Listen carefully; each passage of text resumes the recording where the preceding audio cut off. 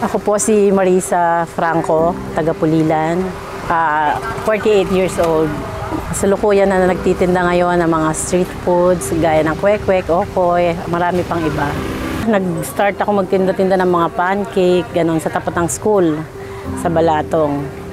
Pritong manok, Shanghai, kung ano-ano. Spaghetti, sopas, pang-almusal, marami. Hanggang sa anong nakita ng mga katabi, syempre. Dumami na kami. So, nag-isip ako ulit na iba. Naisip ko, siguro ganito na lang nga, pika-pika. At least kung naka-food cart ka, kung saan may tao, pwede ka. Ngayon, nagtuloy-tuloy naman. Una, sobrang nakakaiyak. Kasi syempre, mahirap magsimula ng negosyo nang wala kang kapital.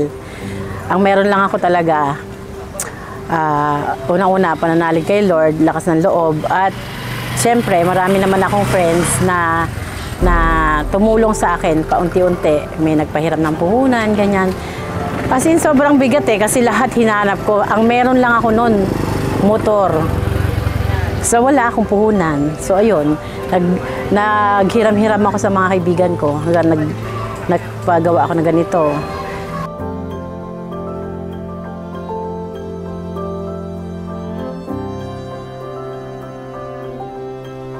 Ngayon, tuloy-tuloy na.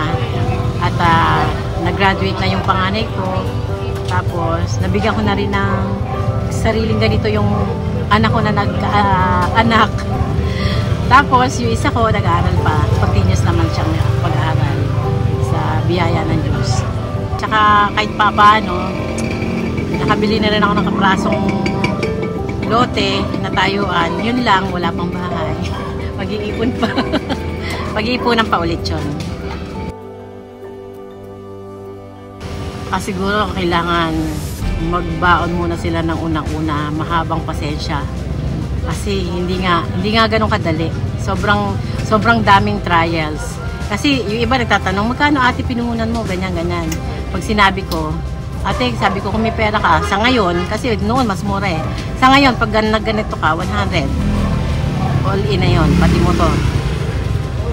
Pero ang mahirap, yung maglalabas ka kasi ng 100, tapos pag napagod ka, ayaw ka na. So kaya ako sinasabi na kailangan meron kang iba yung pasensya, mahabang pasensya talaga kung kailan mag-grow yung business mo.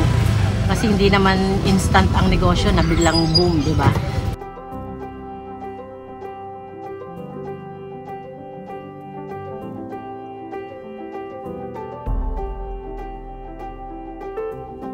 Pag gusto nyo pong tumikim ng mga pika-pika na siguradong masarap, malinis, bago, dito po, matatagpuan nyo po si Ate Marisa sa park, Municipal Park po ng Pulilan. Ayun. Sana po, pumunta kayo, itry nyo po. Sulit po at masarap ang aking mga tinda.